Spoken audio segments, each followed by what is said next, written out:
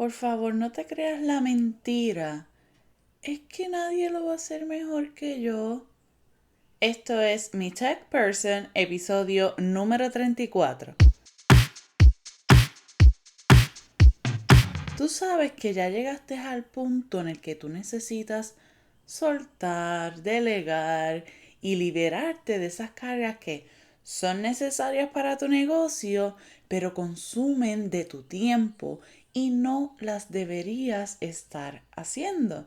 Así que, ¿qué es lo que te frena de dar ese paso tan importante? Miedo, control, inseguridad.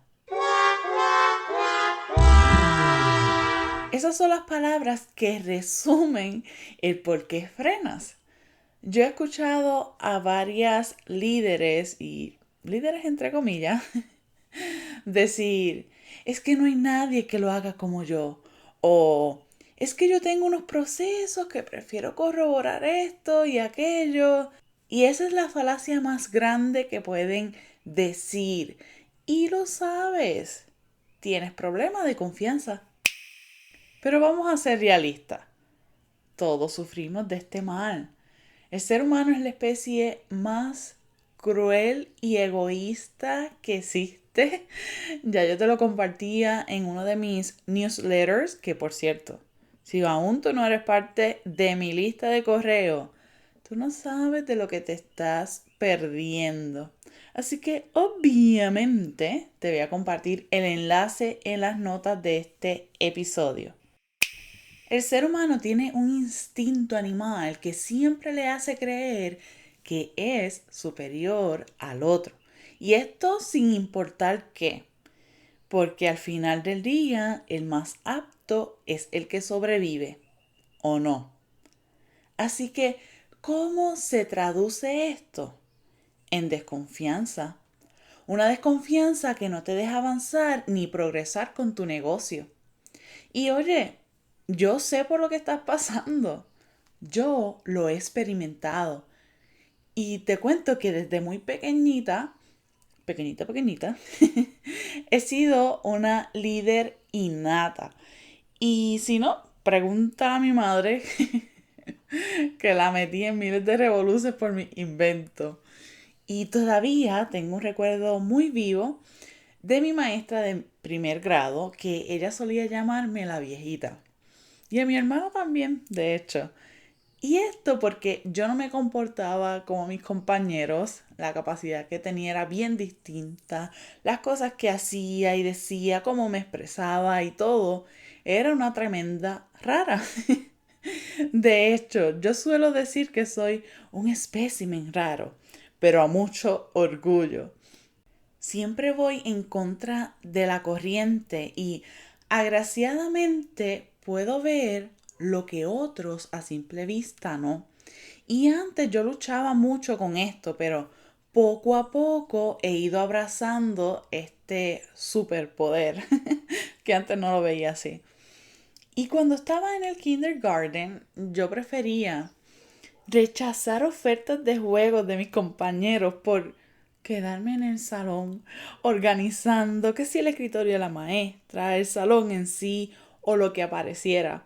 Y siempre me encargaba de estructurar, desarrollar cualquier evento, actividades, proyectos o lo que apareciera. Incluso tuve la oportunidad de asistir a varios maestros y profesores en la universidad con varios aspectos técnicos. Esta es mi sangre, ¿qué te puedo decir? Y cuando estaba realizando mi bachillerato en psicología y salud mental de la Universidad de Puerto Rico, recinto en Calley, este es uno de los mejores recintos, el más hermoso y nadie lo puede negar. No pueden decir lo contrario. Y ahí sí te digo yo, Dios mío, oh, ¿qué no hice? ¿Qué no hice? Fue parte del equipo de halterofilia, del dance team y de un sinnúmero de asociaciones. Y dentro de esas asociaciones estuve en Saikai, la cual se basa en realizar actividades concernientes a la psicología. Ahí logré ser miembro, secretaria y tesorera por un término de 3 años consecutivos. Desde fuera, esa asociación parecía perfecta, pero como dice el refrán, nadie sabe lo que hay en la olla, solo la cuchara que lo menea. Y nada más cierto que esto. Y así hay muchas líderes, entre comillas, que son mucha imagen y su negocio es un desastre por el otro lado. Pero bueno, esa asociación tenía una directiva que no contaba con una estructura sólida y poco a poco se estaba consumiendo. Y la realidad es que la mayoría de los estudiantes solo se hacían miembros ya a finales cuando se iban a graduar para que entonces se les otorgara en la graduación una estola y un certificado. That's it. Tremendo. Y si la asociación seguía con los mismos pasos, no iba a continuar viva por más tiempo.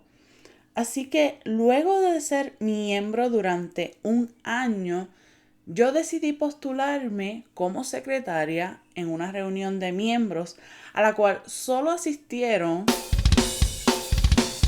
las personas interesadas para algún puesto en la directiva. En total éramos 12 personas, porque ni siquiera la directiva saliente se dignó a ir. Dios mío, eso era un desastre.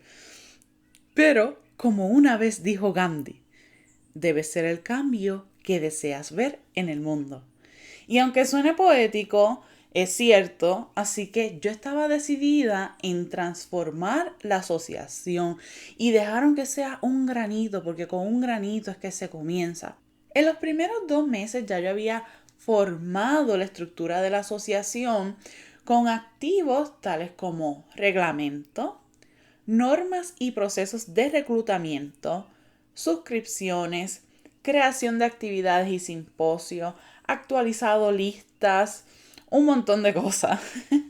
Y luego de crear todo lo que era necesario al momento, junto con la directiva, nos organizamos para reclutar miembros. Y esto lo hicimos durante el verano, antes de que empezaran las clases, para que entonces pudiéramos comenzar con todo y no estuviéramos ahí al garete. Y gracias a este esfuerzo, en un solo mes, nosotros habíamos sobrepasado nuestras expectativas y de 100 miembros que contaba la asociación, y esto es un aproximado porque esas listas, Dios mío, ni las listas oficiales tenían. Así que de 100 personas aproximadas, reclutamos sobre 200 personas en ese primer mes. ¿Tú lo puedes creer? Y cada año ese número seguía creciendo. Y todo gracias a ese andamiaje que había creado en conjunto, claro está, de mis compañeros de la directiva. Y por fin se estaba creando otra vez revuelo con esta asociación que fue bien, bien importante en la UPR de Calley. Pero nosotros no nos conformamos con esto y decidimos llevar a cabo una de las actividades más importantes de esta asociación, el único simposio de neuropsicología en Puerto Rico.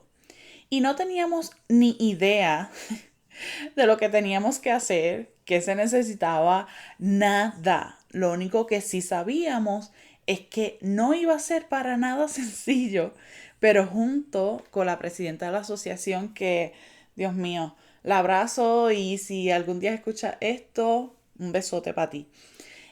Primero dividimos tareas entre los miembros de la directiva utilizando las fortalezas de cada uno. Y segundo, fuimos documentando todo. Con esto creamos toda una carpeta de procesos que permitiera que futuras directivas de la asociación se les hiciera el trabajo más sencillo porque ya era seguir lo que decía ahí y ya. No tenían que pasar por el trabajo que nosotros tuvimos que atravesar.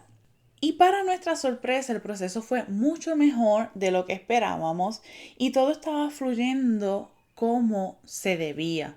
Personas de todo Puerto Rico, de Estados Unidos y hasta de Sudamérica, ¿ok? Se habían inscrito para viajar y tomar el simposio en la Universidad de Puerto Rico, recinto de Calle. Ay, siento un orgullo que no tiene ideas al decir esto.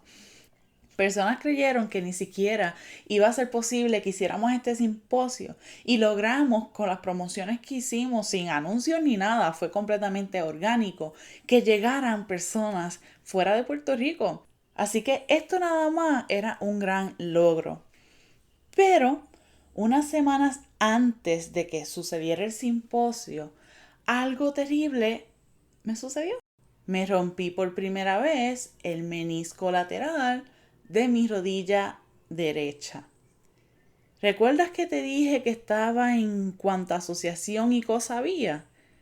Pues en esos momentos yo estaba atravesando un desgaste físico y yo no lo quería aceptar. Yo era como que no, tengo que seguir, yo puedo. Y Dios mío, yo era bien cruel conmigo.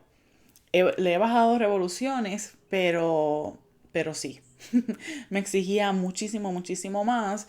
Y ya el cuerpo de alguna manera te tiene que decir, tienes que parar. Si tú no paras, pues te voy a hacer parar. Yo no podía con mi vida, es la verdad, pero aún así yo seguía sin importar qué. Y en las justas, mientras representaba la universidad con el dance team, en el segundo 30, porque nunca se me va a olvidar, en medio de todo el bullicio, la música súper alta, escucho un... Yo dije, ¿qué caramba acaba de pasar? Pero yo seguí bailando porque yo no quería defraudar al equipo. Y esto provocó que me super rompiera el menisco aún más de lo que estaba, lo empeoré. Y no sé si es una gran cualidad o no, pero siempre pongo a los demás antes que yo. Y he estado trabajando con esto. Pero preferí continuar aún con el dolor por el equipo. Y así es en todo lo que yo hago. Yo te doy mi corazón, yo te entrego toda mi pasión. Y eso se ve en lo que yo hago. Me da un taco. Yo no entendía lo que me estaba pasando. Y al terminar de bailar, cuando regresamos a esa área de tras bastidores, yo me desplomé porque no aguantaba más.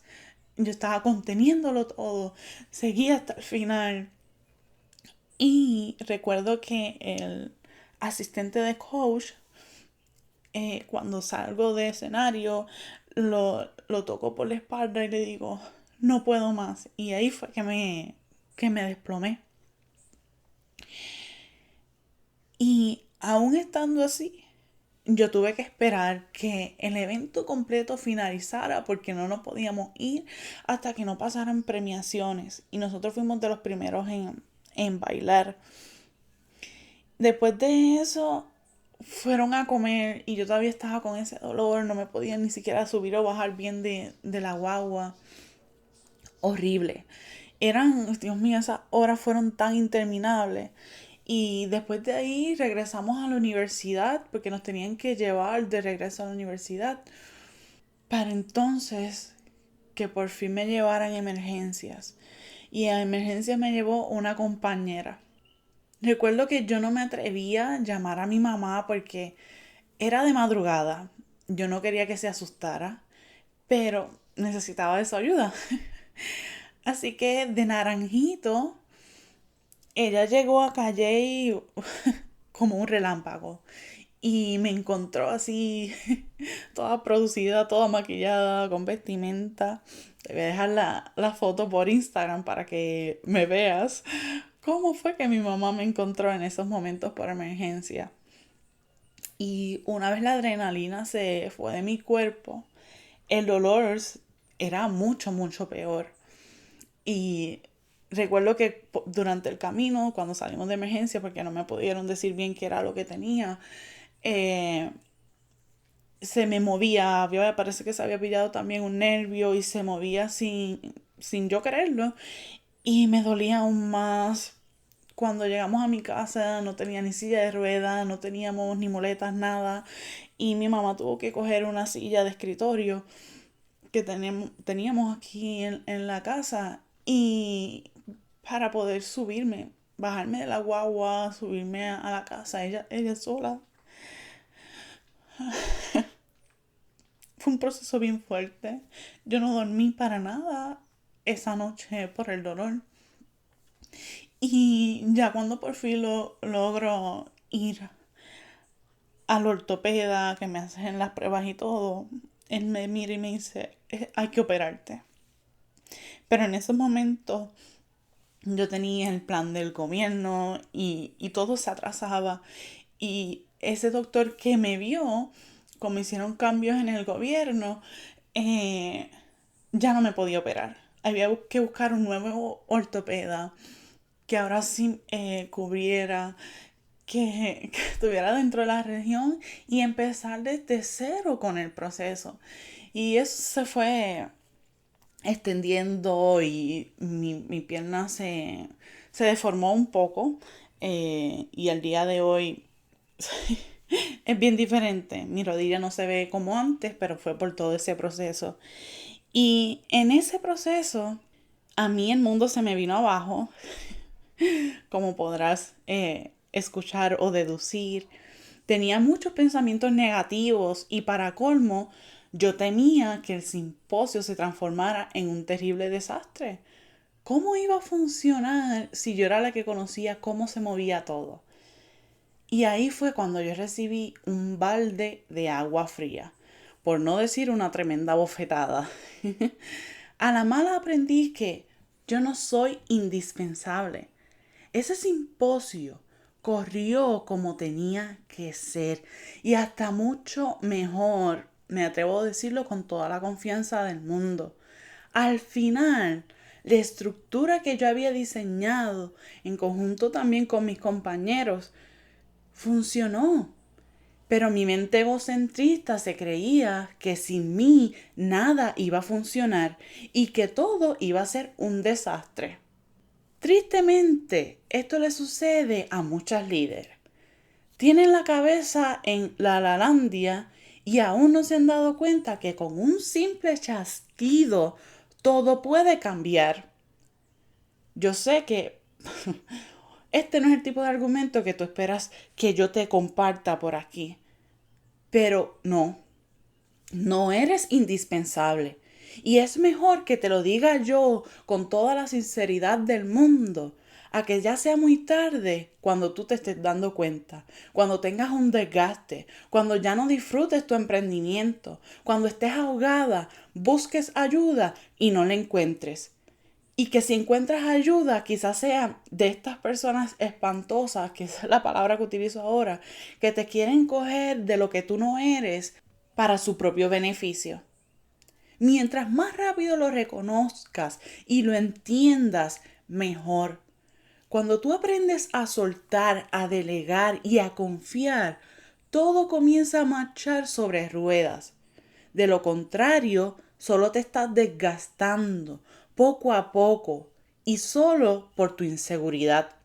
Y en vez de estar enfocando tus energías en lo que lo amerita, en seguir estructurando tu negocio, en seguir aprendiendo, en ir más allá, estás llevando a cabo tareas que no deberías estar haciendo, que te quitan el tiempo de esas verdaderas acciones. Por un tiempo quizás lo aguantes, pero te va a suceder como a mí. El cuerpo te va a decir detente. Y si tú no te detienes, él lo va a hacer de alguna manera para que te detengas. Y te vas a desplomar. Tienes que ser realista. Sabes lo que tienes que hacer. Enfocarte en las verdaderas acciones de tu negocio.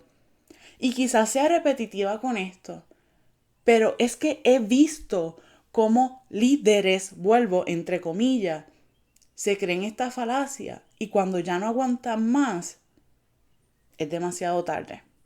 Así que solo me basta decirte, ¿ya estás preparada? Don't worry, déjamelo a mí. Sé que he sido un poco... Este episodio fue súper distinto, pero tenía que hacerlo, tenía que expresarlo. Lo sentí, lo viví y espero que así tú también. Y si ya tú estás dispuesta a dejar de un lado tu inseguridad y ya estás lista para accionar, escríbeme a mi techperson@gmail.com o separa tu reunión de descubrimiento y vamos a darle con todo a tu negocio. Te veo el próximo martes.